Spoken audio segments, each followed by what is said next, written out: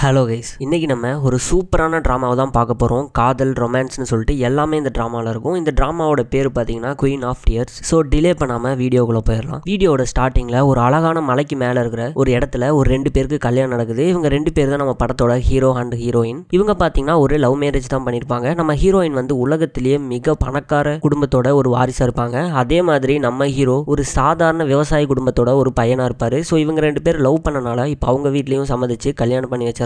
இப்போ அப்படியே கல்யாணம் எல்லாம் முடிச்சதுக்கு அப்புறம் இவங்க 2 பேரையுமே ஒரு டிவி சேனல் வந்து பேட்டி எடுத்துட்டு இருக்காங்க. இப்போ நம்ம ஹீரோ என்ன சொல்றாரு அப்படின்னா, நம்ம ஹீரோயின் ஹேங் இருக்கால, அவ ரொம்பவே நல்லவ, அவளை கல்யாணம் பண்ணி போறவங்க ரொம்பவே கொடுத்து வச்சவங்க. அந்த விதத்துல நானும் ரொம்பவே கொடுத்து வச்சவன்னு நினைக்கிறேன். ஏன்னா அவ எல்லா விஷயத்துக்குமே ஒத்து போவா, ரொம்பவே நல்லவ அப்படிங்கிற மாதிரிலாம் நம்ம ஹீரோயினை புகழ்ந்து தள்ளுறாரு. இப்போ அதே மாதிரி நம்ம ஹீரோயினை இன்டர்வியூ எடுக்கும்போது, மேம் நீங்க எப்போ அவரை ஃபர்ஸ்ட் மீட் பண்ணீங்க சொல்லுங்க அப்படின்னு கேட்குறாங்க. இப்போ அவங்க என்ன சொல்றாங்கன்னா, அப்ராட்ல நான் படிச்சுக்கிட்டு இருக்கும்போது ஒரு மிகப்பெரிய பில்டிங்ல ஜெராக்ஸ் எடுக்க போனேன். அப்போ ஜெராக்ஸ் மிஷின் ஒர்க்கே ஆகல. ஸோ நான் அதை போட்டு உதச்சிக்கிட்டு இருந்தேன். அப்போ ஒருத்தன் ஓடி வந்தான். அப்பதான் நான் அவனை முதல்ல பார்த்தேன் அப்படின்னு சொல்றாங்க. ஸோ நம்ம ஹீரோ அங்கே வேலை செஞ்சுக்கிட்டு இருப்பாரு. அவரை பார்த்த உடனே அவரோட லுக்லையும் அவரோட ட்ரெஸ்ஸிங் சென்ஸ்லையும் நான் மயங்கிட்டேன் அப்படிங்கிற மாதிரிலாம் நம்ம ஹீரோயின் சொல்லுவாங்க. அதுக்கப்புறம் ஒரு நாள் நம்ம ஹீரோயின் வந்துகிட்டு இருக்கும்போது நம்ம ஹீரோ பிளாக் பண்றாரு. பிளாக் பண்ணி, ஹே நீ எதுக்காக அந்த ஜெராக்ஸ் மிஷினை போட்டு உதச்சிக்கிட்டு இருக்க, உனக்கு எப்படி யூஸ் பண்றதுன்னு நான் சொல்லி தரட்டுமா அப்படின்னு கேட்கும்போது, இங்க பாரு அதெல்லாம் எனக்கு ஒன்றும் தேவையில்லை, நீ இங்க இருந்து கிளம்பு அப்படின்னு சொல்லிட்டு அவங்க அங்கிருந்து போயிடுறாங்க. இப்போ அந்த அன்னைக்கு ஈவினிங் ஆயிருது. நம்ம ஹீரோவும் வேலையெல்லாம் முடிச்சுட்டு வெளியே வராரு. வெளியே பார்த்தீங்கன்னா வேற லெவலில் மழை பெஞ்சிக்கிட்டு இருக்கு. இப்போ பக்கத்துலேயே நம்ம ஹீரோயின் நின்று இருக்காங்க. நம்ம ஹீரோ கையில் மட்டும்தான் கொடை இருக்கு. ஸோ இதை பார்த்து நம்ம ஹீரோ என்ன பண்றாரு அப்படின்னா, வரியா இந்த கொடையிலேயே நம்ம 2 பேரும் போயிடலாம் அப்படின்னு சொல்லும்போது, இல்லை நான் வரமாட்டேன் அப்படிங்கிற மாதிரி நம்ம ஹீரோயின் சொல்லுவாங்க. இப்போ நம்ம ஹீரோ சொல்றாரு, ஹே இங்க பாரு, உன்னை பார்த்த உடனே ஒரு விஷயம் சொல்லணும்னு எனக்கு தோணுது, தப்பா இருந்தா நீ எடுத்துக்காத அப்படின்னு சொல்லிட்டு சில விஷயங்களை சொல்றாரு. என்னன்னா, நான் கிராமத்துல இருந்தா வரேன். எங்க வீட்டில் பார்த்தீங்கன்னா 20 ஆடு இருக்கு, 30 மாடு இருக்கு. ஸோ மிகப்பெரிய ஒரு விவசாய ஃபேமிலி. அங்கே எனக்குன்னு ஒரு ரூம் இருக்கு.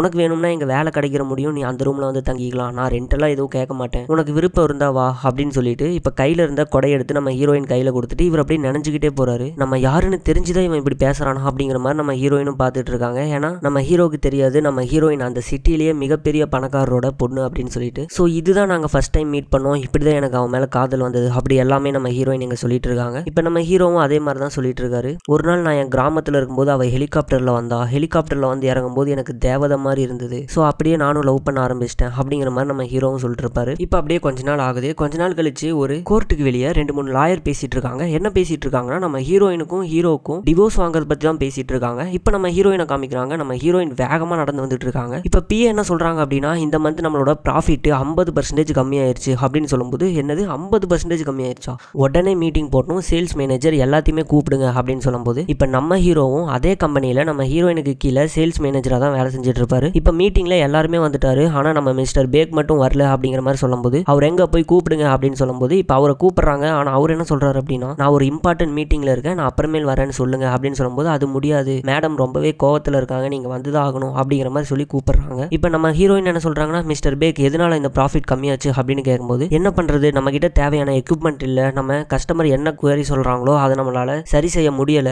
எங்களுக்கு இன்னும் எக்யூப்மெண்ட்லாம் வேணும் அப்படின்னு சொல்லும்போது, இந்த சாக்கு போக்குலாம் சொல்லிட்டு இருக்காதீங்க, முதல்ல உங்க டீமை ரெடி பண்ணுங்க, டீமை ரெடி பண்ணி என்ன ஆகணுமோ அதை நீங்க செய்யுங்க அப்படின்னு சொல்லும்போது, எஸ் மேம் அப்படின்னு நம்ம ஹீரோவும் சொல்றாரு. சரி ஓகே முடிஞ்சு, நீங்க இங்க இருந்து கிளம்பலாம் அப்படின்னு சொல்லிட்டு கண்டுக்காம நம்ம ஹீரோயின் பாட்டி அங்கிருந்து கிராஸ் பண்ணி வெளியே போயிடுறாங்க. நம்ம ஹீரோவுக்கு செம அப்செட், என்னடா இது அப்படிங்கிற மாதிரி பார்த்துட்டு இருக்காரு. இப்போ லிஃப்ட்ல போறாரு, அதையே யோசிச்சுட்டு இருக்காரு. இப்போ ஆப்போசிட்ல பாத்தீங்கன்னா நம்ம ஹீரோயின் அந்த லிஃப்ட்டுக்குள்ள வராங்க. நீ எதுக்காக இந்த மாதிரி மூஞ்சி வச்சிருக்க அப்படின்னு கேட்கும்போது, அதெல்லாம் ஒன்றும் இல்லை மேடம் அப்படிங்கிற மாதிரி சொல்றாங்க. இப்போ நம்ம ஹீரோயின் என்ன சொல்றாங்க அப்படின்னா, இங்க பாரு நீ ஒரு ஸ்டோர் மேனேஜர், நான் அந்த மாதிரி தான் உன்கிட்ட பேசி ஆகணும், உனக்காக நான் ஃபேவர்லாம் பண்ண முடியாது, இது நம்ம வீடு இல்லை அப்படின்னு சொல்லும்போது, நானும் உங்ககிட்ட ஃபேவர்லாம் ஒன்றும் கேட்கல, நான் இப்போதான் ஒர்க்கை ஸ்டார்ட் பண்ணியிருக்கேன், ஹார்ட் ஒர்க் தான் பண்ணிட்டு இருக்கேன் அப்படிங்கிற மாதிரி நம்ம ஹீரோவும் சொல்லிட்டு இருக்காரு. சொல்லி முடிச்சதுக்கு அப்புறம் உன்கிட்ட ஒரு 10 நிமிஷம் பேசணும் அப்படின்னு சொல்லும்போது, அதுக்குள்ள லிஃப்ட் டோர் ஓப்பன் ஆயிருது. அவங்களும் அங்கிருந்து கிளம்பி வெளியே போயிடுறாங்க. இப்போ காலையில் நடந்தது நினைச்சு இன்னமும் அப்செட்லேயே இருக்காரு. வீட்டுக்கு கூட போல. இப்போ என்ன பண்றதுன்னு தெரியாம டிவோர்ஸ் நோட்டீஸ் எல்லாம் ரெடி பண்ணிட்டு இருக்காரு. இப்போ நம்ம ஹீரோவோட ஃபேமிலி குரூப்ல ஒரு மெசேஜ் வருது, ஃபேமிலி ரூமுக்கு வா அப்படின்னு சொல்லிட்டு. இப்போ அவரும் அங்கிருந்து கிளம்பி உள்ள போறாரு. அதாவது நம்ம ஹீரோ பாத்தீங்கன்னா ஒரு வீட்டோட மாப்பிள்ளையா இருப்பாரு. இவங்க தினமும் ஃபேமிலி ரூம்ல ஒரு மீட்டிங் பண்ணி தேவையில்லாத விஷயங்கள்லாம் பேசிட்டு இருப்பாங்க. நம்ம ஹீரோக்கு செம்ம கடுப்பாவும், இன்னைக்கு எதை பத்தி பேச போறானுங்கன்னு தெரியலையே அப்படின்னு சொல்லிட்டு உள்ள போறாரு. உள்ள போனா எல்லாருமே உட்காந்துருக்காங்க. இவரும் போய் அமைதியா ஒரு இடத்துல உட்காந்துறாரு. என்ன சார் மெசேஜ் பண்ணாதான் வருவீங்களா, டைமுக்கு வர தெரியாதா அப்படின்னு சொல்லும்போது, சாரி சார் அப்படிங்கிற மாதிரி நம்ம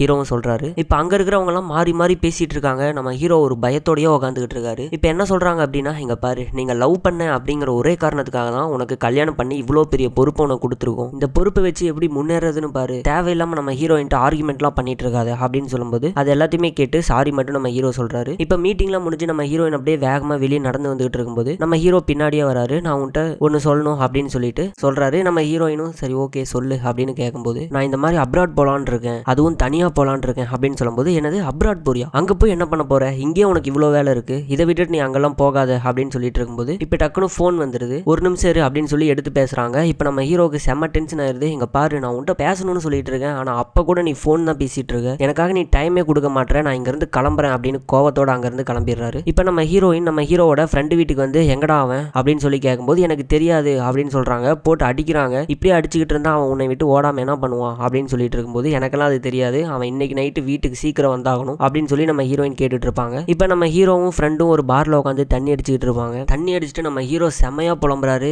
யாருமே லவ் பண்ணாதீங்கடா, ரொம்பவே கஷ்டமான வாழ்க்கையா இருக்கு, நான் எதுக்காக இவ்வளவு அழகா இருந்தேன், நான் அழகா இருக்கிறேங்கிற காரணத்துல தான் அவன் என்னை லவ் பண்ணான், நான் அவளை கல்யாணம் பண்ணிருக்கவே கூடாது, கல்யாணம் பண்ணாம இருந்திருந்தேன்னா எங்க அம்மா அப்பாவோட கிராமத்துல சந்தோஷமா வாழ்ந்திருப்பேன் அப்படிங்கிற மாதிரிலாம் போட்டு புலம்பிக்கிட்டு இருக்காரு. இப்போ அதை பார்த்து ஃப்ரெண்டும் என்ன சொல்றான்னா கவலைப்படாதரா எல்லாமே சரியாயிரும் அப்படின்னு சொல்லும்போது எப்பறா சரியாகும், என்னை சுத்தி 4 பேர் இருக்கிற மாதிரி எனக்கு ஃபீல் ஆகுது அப்படின்னு சொல்லிட்டு இப்போ தூரத்துல 2 பேரை பாரு அப்படின்னு நம்ம ஹீரோ காமிக்கிறாரு. ஆமா இருக்காங்க, அதுக்கு இப்போ என்ன அப்படின்னு ஃப்ரெண்டு கேட்கும்போது இப்போ நம்ம ஹீரோ எந்திரிக்கிறாரு, அவங்களும் எந்திரிக்கிறாங்க, நம்ம ஹீரோ உட்கார்றாரு, அவங்களும் உட்கார்றாங்க. ஸோ நம்ம ஹீரோவை கண்காணிச்சுக்கிட்டு தான் இருப்பாங்க. இப்போ அங்கிருந்து கிளம்புறேன் அப்படின்னு சொல்லிட்டு ரோட்ல அப்படியே புலம்பிக்கிட்டே வந்துகிட்டு இருக்காரு. இப்போ பின்னாடி இருக்கிற அவனுங்களை திரும்பி என்னடா நான் அழுவுறதா நீங்க பார்க்கணுமா, எனக்கு வீட்டுக்கு போக வழி தெரியும், இங்கிருந்து போங்கடா அப்படின்னு சொல்லும்போது அவனுங்களும் புதர்ல போய் ஒளிஞ்சுக்கிறானுங்க. இப்போ அப்படியே வீட்டுக்கு வராரு. வீட்டுக்கு வந்து நம்ம ஹீரோயினோட டோரை ஓப்பன் பண்ணலாமா வேணாமா அப்படின்னு யோசிக்கிறாரு. நம்ம ஹீரோயினுக்கும் தெரிஞ்சிருது நம்ம ஹீரோ வீட்டுக்கு வந்துட்டாருன்னு. அவங்களும் ஓப்பன் பண்ணி பேசலாமா வேணாமான்னு யோசிக்கிறாங்க. இப்போ 2 பேருக்குமே இருக்கிற இந்த ஈகோ பிரச்சனையால 2 பேருமே ஓப்பன் பண்ணாம போயிடுறாங்க. இப்போ நம்ம ஹீரோயின் லேப்டாப்ல நம்ம ஹீரோவோட போட்டோ வச்சு பார்த்து ரசிச்சுக்கிட்டு இருக்காங்க. இப்போ அடுத்த நாள் காலையில நம்ம ஹீரோ டிவோர்ஸ் வாங்குறதுக்காக ஒரு மேடமை மீட் பண்ண வந்திருப்பாரு. அவங்க கிட்ட போய் சொல்லும்போது இங்க பாருங்க சார், டிவோர்ஸ்ங்கிறது சாதாரண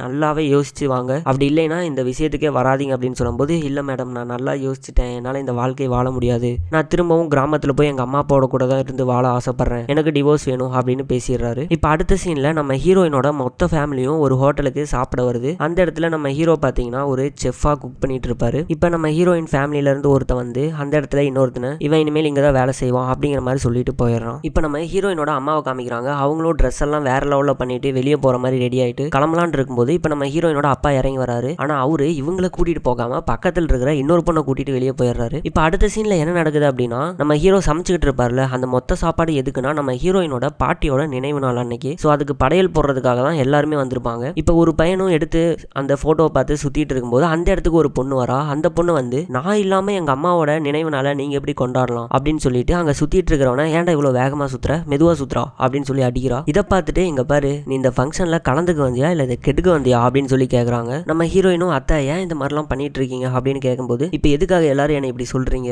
நானும் எங்க அம்மா இறந்துட்டாங்க அப்படின்னு ரொம்பவே கவலைப்பட்டுக்கிட்டு தான் இருக்கேன் அப்படிங்கிற மாதிரிலாம் சொல்லிட்டு இருப்பாங்க. இப்போ அங்க கட் பண்ணா அடுத்த நாள் வந்து நம்ம ஹீரோயினோட அப்பா ஒரு மீட்டிங்ல உட்காந்துருக்காரு. பின்னாடியே நம்ம ஹீரோ நின்று இருக்காரு. இப்போ நம்ம ஹீரோ என்ன பண்றாரு அப்படின்னா நம்ம ஹீரோவோட மாமனார் அதாவது நம்ம ஹீரோயினோட அப்பா கிட்டேயும் சொல்றாரு இந்த மாதிரி அப்ராட் போலான்னு இருக்கேன், தனியா போலான்னு இருக்கேன் அப்படின்னு சொல்லும்போது இப்போ நம்ம ஹீரோயினோட அப்பா வந்து மிரட்ட ஆரம்பிச்சிடுறாரு. இங்க பாரு என் பொண்ணை நீ கல்யாணம் பண்ணிட்ட, என்னோட ஆஃபீஸ்ல நீ வேலை செஞ்சாகணும், வெளியெல்லாம் போகவே கூடாது, அப்படி போயிட்டேன்னா உன் குடும்பத்தையே இல்லாம பண்ணிடுவேன் அப்படிங்கிற மாதிரிலாம் மிரட்டும் போது நம்ம ஹீரோக்கு செம பயம் வந்துருது. ஓகே சார் அப்படின்னு சொல்லிட்டு அங்கிருந்து கிளம்பிடுறாரு. இப்போ இந்த டிவோர்ஸ்க்கு அப்ளை பண்ணியிருந்தார்ல அதனால ஒரு வக்கீலை மீட் பண்ண வந்திருப்பாரு. இந்த வக்கீலும் கேட்கறாரு எதுக்காக நீங்க டிவோர்ஸ் அப்ளை பண்றீங்க அப்படின்னு கேட்கும்போது நான் என்னோட ஃபேமிலியோட போய் கிராமத்துல சந்தோஷமா இருக்கலாம்னு இருக்கேன், நான் இங்க வந்து என்னோட ஒய்ஃபோட வீட்டில தான் இருக்கேன், என்னால தாங்க முடியல, அங்க இருக்கிற என்னோட ஒய்ஃபோட அம்மா அப்பா தாத்தா பாட்டி ஏன் நேத்து பிறந்த சின்ன குழந்தை முதற்கொண்டு என்னைய கேள்வி கேட்குது, எல்லாருக்கும் அடிமமா இருக்கேன், எல்லாத்தையும் பார்த்து பயந்துகிட்டு இருக்கேன், என்னால அப்படி இருக்க முடியல அப்படின்னு சொல்லும்போது நீங்க எங்க வேலை செய்றீங்க அப்படின்னு கேட்கும்போது நான் என்னோட ஒய்ஃபோட கம்பெனில தான் வேலை செய்றேன், அவளுக்கு கீழே தான் வேலை செய்றேன், எனக்கு என்னோட ஒய்ஃப் தான் பாஸ், அவளுக்கு அவளோட அப்பா பாஸ் அப்படின்னு சொல்றாரு. அப்ப நீங்க உங்களோட ஒய்ஃப் கிட்ட பேசி பார்க்கலாம்ல அப்படின்னு சொல்லும்போது என்னோட ஒய்ஃப் கிட்ட எல்லாம் பேசி எந்த ஒரு பிரயோஜனமும் இல்ல, அவளை நான் லவ் பண்ணும்போது அவ உன்னை அழுக விடவே மாட்டேன் அப்படின்னு சொன்னா, ஆனா அவளை கல்யாணம் பண்ணதுல இருந்து தினமும் நான் அழுதுகிட்டு தான் இருக்கேன், இதுக்கு மேலே இந்த லைஃப் என்னால வாழ முடியாது அப்படின்னு சொல்றாரு. சோ இதெல்லாம் கேட்டு அந்த லாயருக்கே ஒரு மாதிரி ஆயிருது. நம்ம ஹீரோட கஷ்டத்தை பார்த்து நம்ம ஹீரோ அப்படியே வழி அனுப்பி வச்சுட்டு இப்ப டக்குன்னு அவரோட பொண்டாட்டி கால் பண்ணி ஐ லவ் யூ சொல்றாரு. அவங்க என்னங்க இது கிறுக்குத்தனமா பண்றீங்க அப்படின்னு கேட்கும்போது இல்லம்மா சொல்லணும்னு தோணுச்சு, இப்பதான் எனக்கு நிம்மதியா இருக்கு அப்படின்னு சொல்லிட்டு போனை கட் பண்றாரு. இப்ப நம்ம ஹீரோயினோட ஆபீஸ்ல 2 பொண்ணுங்க பேசிட்டு வந்துட்டு இருக்காங்க. அவங்க என்ன பேசுறாங்க அப்படின்னா நம்ம ஹீரோக்கும் ஹீரோயினுக்கும் டிவோர்ஸ் வாங்க போறாங்க அப்படிங்கிற மாதிரி அதை பத்தி பேசிட்டு வரும்போது இப்படியே லிஃப்ட் கிட்ட வராங்க. அங்க பாத்தீங்கன்னா லிஃப்ட்டுக்குள்ள இருந்து நம்ம ஹீரோயின் இறங்கி வெளியே போறாங்க. சோ அப்படி போகும்போது ஹே ஹேங் எப்படி இருக்க அப்படின்னு சொல்லிட்டு அப்படியே பக்கத்துல வந்து தொட்டு தொட்டு பேசுறாங்க. நம்ம ஹீரோயினுக்கு இது சுத்தமா பிடிக்கல. இங்க பாரு என்னை தொட்டு தொட்டு பேசுற வேலை எல்லாம் வச்சுக்காத அப்படின்னு மூஞ்சில் வச்ச மாதிரி சொல்லிட்டு அங்கிருந்து கிளம்பிடுறாங்க. இப்ப அதே பொண்ணு நம்ம ஹீரோவை மீட் பண்ண வரும்போது நம்ம ஹீரோ ரெஸ்பெக்டா சேர்ல உட்காருங்கன்னு சொல்லி உட்கார வச்சு பேசிட்டு இருக்காரு. இப்படி பேசிட்டு இருக்கும்போது இப்போ அந்த பொண்ணு என்ன சொல்றா அப்படின்னா, நீங்க அக்ரிமெண்ட் பேசிஸ்ல தானே கல்யாணம் பண்ணீங்க அப்படின்னு சொல்லும்போது நம்ம ஹீரோக்கு ஒரு மாதிரி ஆயிருது. இப்போ அங்கிருந்து அப்படியே சோகமா வெளியே வந்துகிட்டு இருக்காரு. அப்ப நம்ம ஹீரோயின் வேகமா வந்து இன்னைக்கு நைட்டு நீ ஃப்ரீயா தானே இருக்க, நம்ம வெளியே போலாம் அப்படின்னு சொல்லும்போது இல்ல எனக்கு ஒர்க் இருக்கு அப்படின்னு சொல்லிட்டு கார் எடுத்துட்டு அப்படியே சோகமா ரொம்ப தூரம் போயிட்டு இருக்காரு. எங்க போறாருன்னா அவரோட வில்லேஜுக்கு தான் போறாரு. அந்த வில்லேஜோட போர்டை பார்த்த உடனே நம்ம ஹீரோ ரொம்பவே சந்தோஷப்படுறாரு. இப்போ அவங்களோட வீட்டுக்கு போகும்போது அவங்க அம்மா அப்பாவும் நிலத்துல விவசாயம் பண்ணிட்டு இருக்காங்க. இப்போ நம்ம ஹீரோவை பார்த்த உடனே வெளியே வந்து சாப்பிட்டியோப்பா அப்படின்னு கேட்கறாங்க. இல்லைன்னு சொல்லும்போது இப்போ அப்படியே சாப்பிட்றாங்க. சாப்பிட்டு ரொம்ப நேரம் பேசிட்டு இருக்காங்க. அப்போ நம்ம ஹீரோ என்ன சொல்றாருன்னா, இந்த மாதிரி நான் டிவோர்ஸ்க்கு வாங்க போறேன், என்னால் அங்கே இருக்க முடியல, நான் இங்கே வந்து சந்தோஷமா இருக்க போறேன் அப்படின்னு சொல்லும்போது உனக்கு என்ன பைத்தியமாடா, அவ்வளோ பெரிய மாளிகையை விட்டுட்டு கண்டிப்பா நீங்க வந்தா சந்தோஷமா இருக்க மாட்டேன் அப்படின்னு சொல்லி என்னென்னமோ சொல்றாங்க. ஆனா அப்பையும் நம்ம ஹீரோவால அதை ஏத்துக்கவே முடியல. இல்ல நான் கண்டிப்பா டிவோர்ஸ் வாங்க தான் போறேன் அப்படின்னு சொல்லிட்டு அங்கிருந்து கார் எடுத்துட்டு கிளம்புறாரு. இப்போ அந்த ஊர்ல இருக்கிற நம்ம ஹீரோவோட சின்ன வயசு 2 ஃப்ரெண்டை மீட் பண்றாங்க. இப்போ அவங்களும் கன்வின்ஸ் பண்ணும்போது இங்க பாரு நான் சலூன் கடையில் வேலை செய்யறேன், இந்த சலூன் கடையை அவங்க கம்பெனியோட தான், நீ இப்போ டிவோர்ஸ் பண்ணிட்டேன்னா இந்த கம்பெனியை அதாவது இந்த கடையை அவங்க காலி பண்ண சொல்லிடுவாங்க அப்படின்னு சொல்லும்போது ஹே இங்க பாரு பிடிக்காத ஒரு இடத்துல உன்னால வாழ முடியுமா, என்னாலையும் வாழ முடியல, அவங்க கிட்ட எவ்வளவுதான் பணம் இருந்தாலும் அங்க என்னால நிம்மதியா இருக்க முடியல, எனக்கு இப்ப நிம்மதி தான் தேவை அப்படிங்கிற மாதிரி சொல்லிட்டு கார் எடுத்துட்டு நேரா நம்ம ஹீரோயின் வீட்டுக்கு தான் வராரு. இப்ப வீட்டுக்கு வந்துட்டு அவரோட ரூம்ல பாத்தீங்கன்னா அந்த டிவோர்ஸ் நோட்டீஸ் இருக்குல்ல, அதை எடுத்துட்டு எப்படியாவது இன்னைக்கு அவட்ட போய் இதை நான் சொல்லியே ஆகணும் அப்படின்னு சொல்லிட்டு நம்ம ஹீரோயினோட ரூமுக்கு போறாரு. இப்ப ரூமுக்கு போயிட்டு நம்ம ஹீரோயின்ட்ட எங்க பாரு முக்கியமான ஒரு விஷயம் உன்ட்ட பேசணும் அப்படின்னு சொல்லும்போது நம்ம ஹீரோயின் பேச விடவே மாட்டாங்க. ஏன்னா அவங்க டக்குன்னு என்ன சொல்றாங்க அப்படின்னா, இன்னும் 3 மாசம் தான் நான் இங்க இருப்பேன், அதுக்கப்புறம் டாக்டர் வர சொல்லிட்டாங்க அப்படின்னு சொல்லும்போது நம்ம ஹீரோக்கு